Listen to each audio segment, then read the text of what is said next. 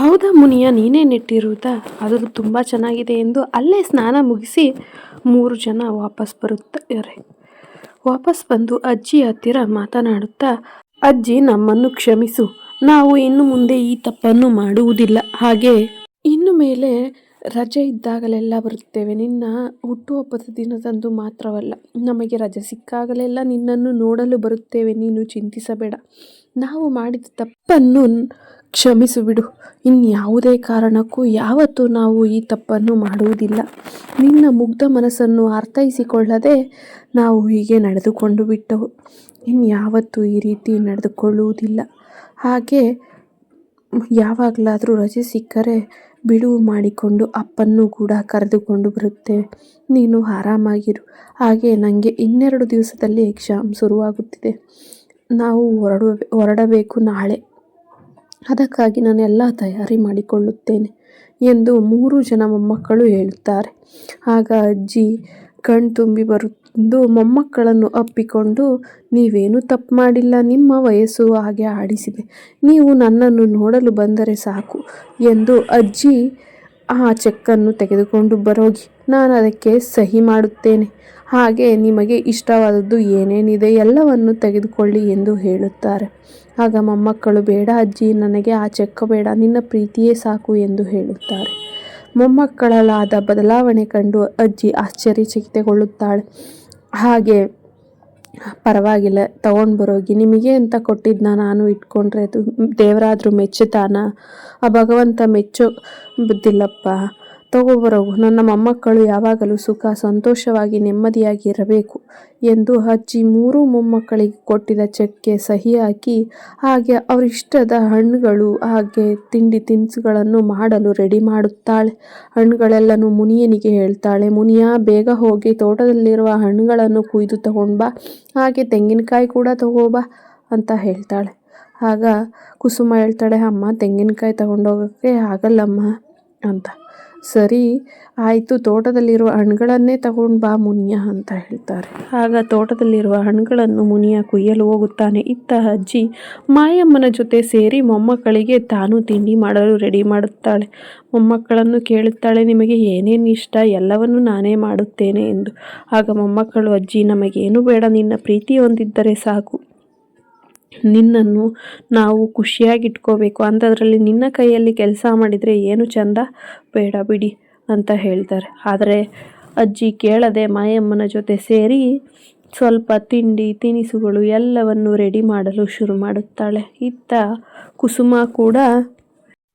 ಕುಸುಮ ಕೂಡ ತನ್ನ ಮಕ್ಕಳಲ್ಲಿ ಆದ ಬದಲಾವಣೆಯನ್ನು ಕಂಡು, ಇವತ್ತಿಗೆ ನನ್ನ ಜನ್ಮ ಸಾರ್ಥಕವಾಯಿತು ಎಂದು ಅಪ್ಪಾಜಿಯ ಫೋಟೋ ಮುಂದೆ ಹೋಗಿ ನಿಂತು, ಅಪ್ಪ ನೋಡಿದ್ಯಾ, ಇವತ್ತು ನಿನ್ನ ಮೊಮ್ಮಕ್ಕಳು ಎಷ್ಟು ಬುದ್ಧಿವಂತರು ಆಗಿ ವರ್ತಿಸಿದರು.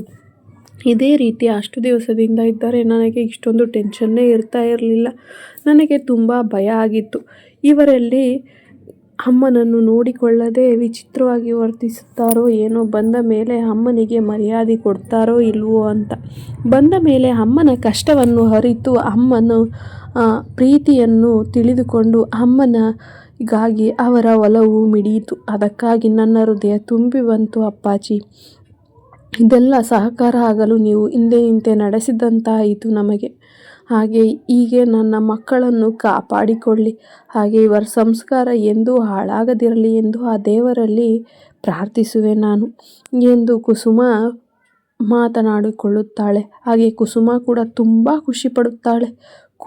ಕುಸುಮಗೆ ಎಲ್ಲಿಲ್ಲದ ಖುಷಿ. ಆ ಖುಷಿಯಲ್ಲಿ ತೇಲಾಡಿ ಕುಸುಮ ಹಾಗೆ ಅಮ್ಮ ಮಾಡುತ್ತಿದ್ದ ಸಿಹಿ ತಿಂಡಿ ತಿನಿಸನ್ನು ತಿನ್ನಲು ಶುರು ಮಾಡುತ್ತಾಳೆ. ಆಗ ಅಜ್ಜಿ ಹೇಳುತ್ತಾರೆ, ಏನು ಕುಸುಮ, ಬಂದಾಗಿಂದ ಇಷ್ಟೊಂದು ಖುಷಿಯಾಗೇ ಇರಲಿಲ್ಲ, ಇವತ್ತಿಷ್ಟೊಂದು ಖುಷಿಯಾಗಿದ್ದೀಯಲ್ಲ ಅಂತ. ಕುಸುಮ ಹೇಳ್ತಾಳೆ, ಅಮ್ಮ, ನನ್ನ ಮಕ್ಕಳು ಬದಲಾಗ್ತಾರೋ ಇಲ್ವೋ, ನಿನ್ನ ಭಾವನೆಗೆ ಸ್ಪಂದಿಸ್ತಾರೋ ಇಲ್ವೋ ಅಂದ್ಕೊಂಡಿದ್ದೆ, ಬಟ್ ಇವತ್ತು ತುಂಬ ಖುಷಿ ಆಯ್ತಮ್ಮ. ಅವರು ನಿನ್ನ ಭಾವನೆಗೆ ಸ್ಪಂದಿಸಿ ನಿನ್ನ ಪ್ರೀತಿಯ ಒಲವಲ್ಲಿ ಮಿಂದೆದ್ದಿದ್ದನ್ನು ಕಂಡು ನಾನು ಮನಸೋತೆ ಅಮ್ಮ, ನನ್ನ ಮನಸ್ಸು ತುಂಬಿ ಬಂತಮ್ಮ ಅಂತ ಹೇಳ್ತಾಳೆ. ಅದಕ್ಕಾಗಿ ಮನಸ್ಸು ಇಷ್ಟೊಂದು ತೇಲಾಡ್ತಾ ಇದೆ ಅಂತ ಹೇಳಿ ಹಾಗೆ ಅಮ್ಮ ಮಾಡ್ತಿದ್ದ ಸಿಹಿ ತಿಂಡಿ ತಿನಿಸನ್ನು ತಿಂತಾ ಇರ್ತಾಳೆ. ಆಗ ಅಜ್ಜಿ ಕೂಡ, ಹೌದಾ ಕುಸುಮ, ಇಷ್ಟೆಲ್ಲ ಆ ದೇವರ ಇಚ್ಛೆ ಯಾವುದು ಯಾವ್ಯಾವಾಗ ಆಗಬೇಕು ಅಂತ ಅಂದ್ಕೊಂಡಿರ್ತಾನೋ ಭಗವಂತ, ಅದೆಲ್ಲ ಆವಾಗೇ ಆಗಬೇಕು. ನೀನು ಆರಾಮಾಗಿರು. ನೀನು ಬಂದಾಗ ನಿನ್ನನ್ನು ನೋಡಿದಾಗ ನನಗೆ ತುಂಬ ಬೇಜಾರಾಯಿತು. ನನ್ನ ಮಗಳು ಯಾಕೆ ಹೀಗಾದಳು?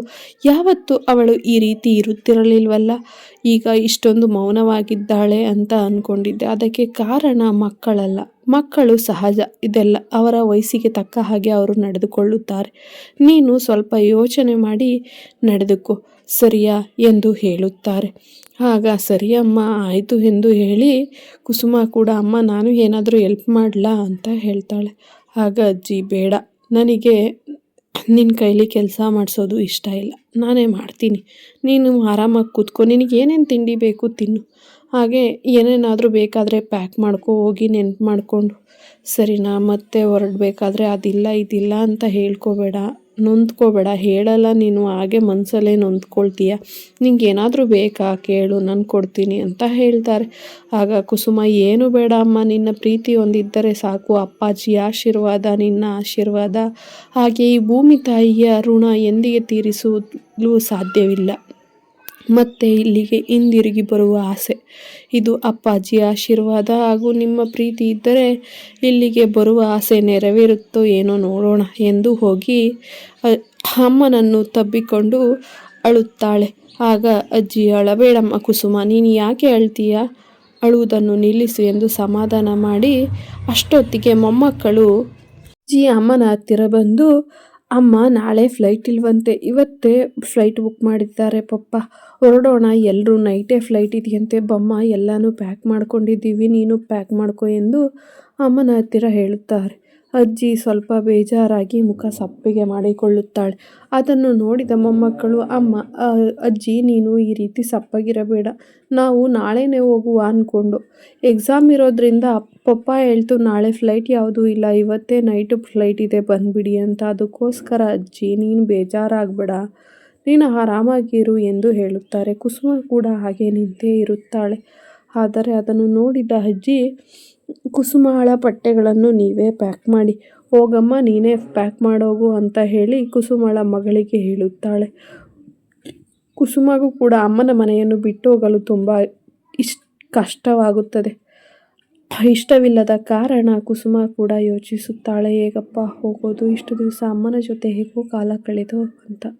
ಆದರೆ ಇಬ್ಬರು ಗಂಡು ಮಕ್ಕಳು ಕುಸುಮಳನ್ನು ಸಮಾಧಾನಿಸಿ, ಅಮ್ಮ ಯೋಚಿಸಬೇಡ, ಇನ್ನು ಮುಂದೆ ರಜೆ ಇದ್ದಾಗಲೆಲ್ಲ ಬರೋಣ, ನೀನು ಚಿಂತಿಸಬೇಡ, ಇನ್ನು ಮುಂದೆ ನೀನು ಒಬ್ಬಳೇ ಬರುವ ಹಾಗಿಲ್ಲ, ನಾನು ಕೂಡ ಜೊತೆಗೆ ಬರುತ್ತೇನೆ, ಅಜ್ಜಿಯನ್ನು ನೋಡುವ ಆಸೆ ನಮಗೆಲ್ಲರಿಗೂ ಇದೆ, ಅಜ್ಜಿಯ ಪ್ರೀತಿಯನ್ನು ಅರ್ಥ ಮಾಡಿಕೊಂಡಿರಲಿಲ್ಲ ಇಷ್ಟು ದಿವಸ, ಇನ್ನು ಮೇಲೆ ಹಾಗೆ ಆಗುವುದಿಲ್ಲ, ನಡಿ ಎಂದು ಎಲ್ಲರೂ ತಯಾರಾಗಿ ರಾತ್ರಿ ಇನ್ನೇನೋ ಫ್ಲೈಟು ಬರುವ ಸಮಯವಾಗುತ್ತದೆ. ಆದ್ದರಿಂದ ಅಲ್ಲಿಂದ ಹೊರಡಲು ಸಿದ್ಧರಾಗುತ್ತಾರೆ. ಅಜ್ಜಿ ಅವರನ್ನು ಬಂದು ಬೀಳ್ಕೊಡುಗೆ ಕೊಡುತ್ತಾಳೆ.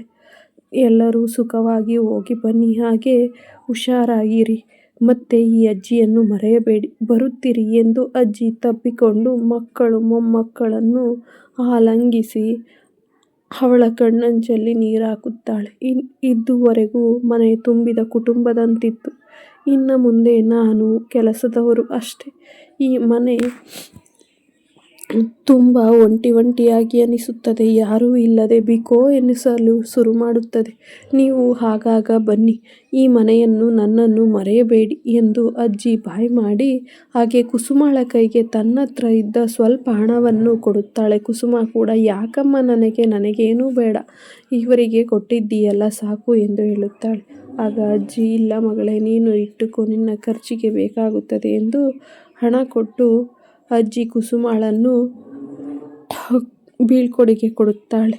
ಹಾಗೆ ಮೊಮ್ಮಕ್ಕಳು ಕೂಡ ಅಜ್ಜಿಗೆ ಬಾಯ್ ಮಾಡಿ ಅಜ್ಜಿಯನ್ನು ಒಪ್ಪಿಕೊಂಡು ಮತ್ತೆ ಬರುತ್ತೇವೆ, ನೀನೇನು ಚಿಂತಿಸಬೇಡ ಎಂದು ಅಲ್ಲಿಂದ ಹೊರಟು ಹೋಗುತ್ತಾರೆ.